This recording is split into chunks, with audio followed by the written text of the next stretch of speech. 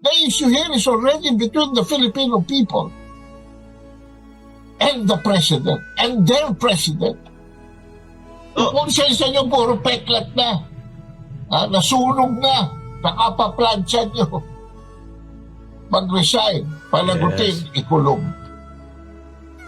The issue here is no longer between Duterte and Marcos.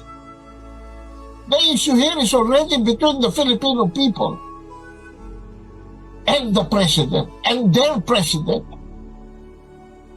To tell you frankly, they want a new leadership. So the time for saving, face saving is over. Wala na eh. The best that you can get is an exit that is not violent. But you will have now, dati, negotiable pa. Pwede pa kayong i-exile. Just like what happened to his father, no?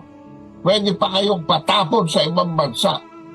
Para at least tayo ritong maiiwan can at least for the meantime put our act together, yung ginulo nila ng 3 taon.